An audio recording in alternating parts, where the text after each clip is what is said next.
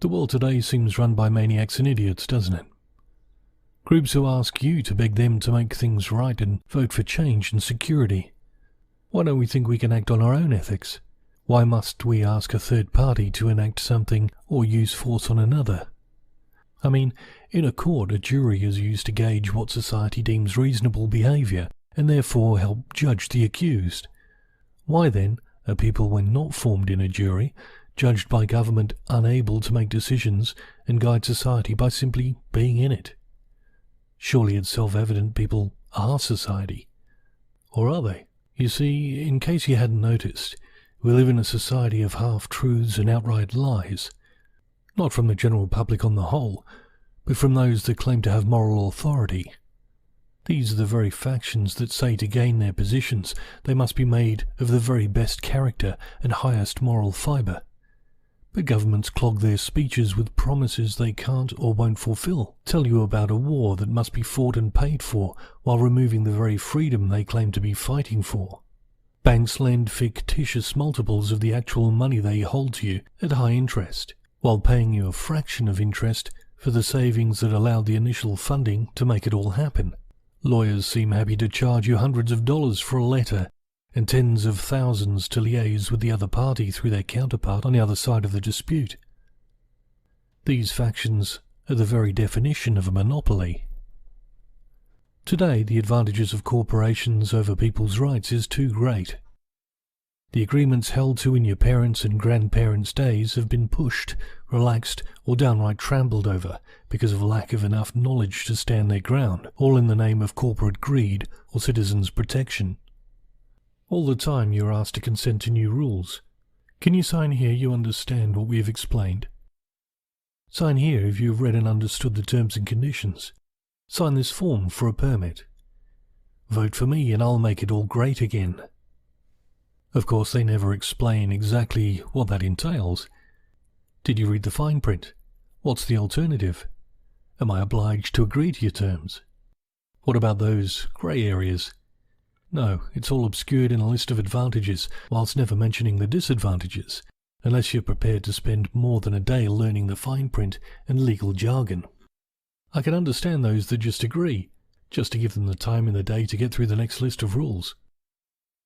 To be fair though, what advantage is it of a corporation or government to explain all the potential, planned or known negatives if they have your permission to do anything? Somehow, those that make the rules expect us to play the game without knowing much of what we can do as the player. Remember, some of these are the very factions that conveniently failed to provide the quality education they promised. Sure, they offer basic education, but who was ever taught in school of their rights and how the system works? The ones that lied and changed the rules you agreed to, the ones that lied to get into power, the ones that cry democracy and capitalism while bailing out some they deem too big to fail and deny you the choice not to be governed on a so-called democratic voting form. They'd rather give you years spent on basic reading, writing and arithmetic and ironically call it the 3 R's. They would rather give your children's inheritance to corporations under the guise of bailing out the economy with government subsidies, rather than you gaining any family prosperity. Let me compare it to a board game you might find yourself in front of these days. Let's assume you've agreed to try it out and abide by the rules, temporarily forsaking your normal God-given freedoms and judgment in favour of trying something different. Everything is made to appear fair and reasonable. Everyone gets the same cards and the same roll of the die or the same turn of a card. For how else can they ask you to even bother playing?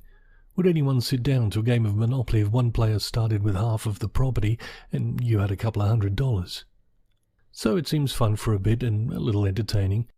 But imagine like a casino, they need a certain number of players to keep it all going, and also their eyes on eventually getting the whole family hooked. So to keep you playing, they offer you food and drink at the table, and you can pay with the earnings from the game. That might keep you there longer, so they do that. And you're so busy trying to deal with the micromanagement of the game, you hardly notice the food getting less and less nutritious, and you getting fatter and less motivated to leave. Now imagine they change some rules to allow them to bring your family into play, and so on for generations. Sure, they have to adjust the rules now and then, Because if too many are unsuccessful, or too successful, well, the next generation might be dissuaded from playing. So the rules of each generation are made to nerf most of the last, to create the illusion of a more level playing field.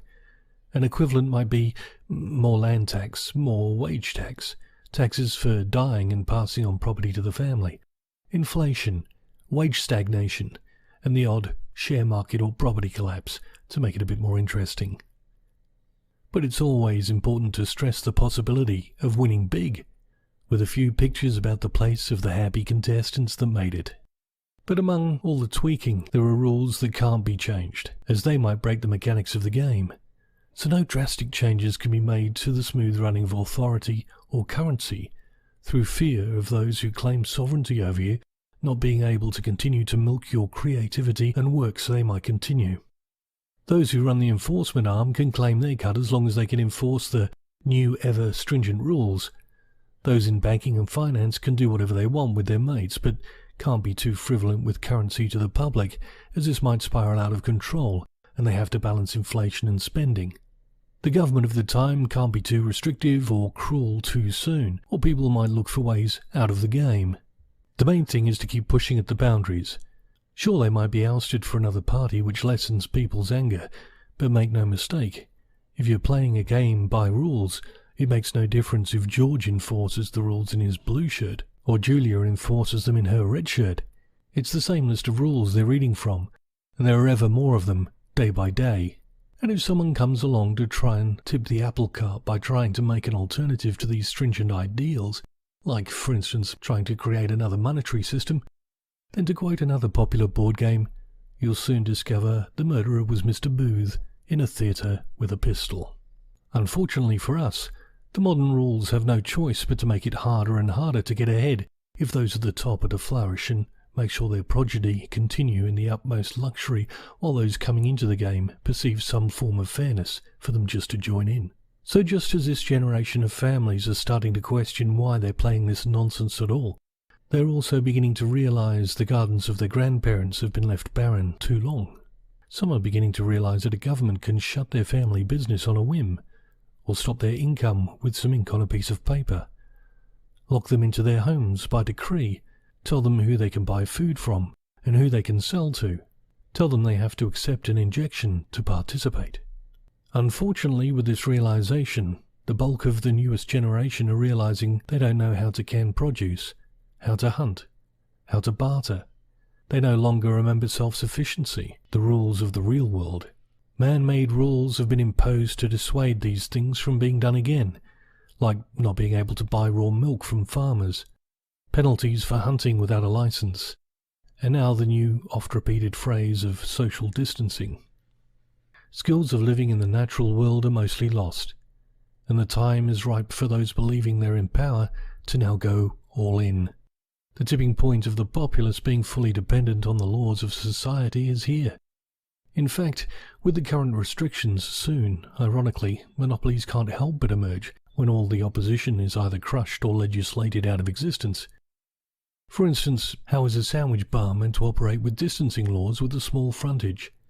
One customer at a time won't get the revenue they need to continue. The big corporations with a large footprint get to buy up the empty space in a mall and entice all those clients unable to fit in the smaller establishments into theirs, and all this with reduced rental too. The big supermarkets already have large stores with self-serve checkouts, while the small mom-and-pop farmer market doesn't.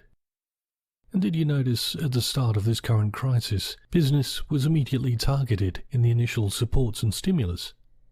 They also appeared first in the queue for handouts and were by far the bulk of payments offered.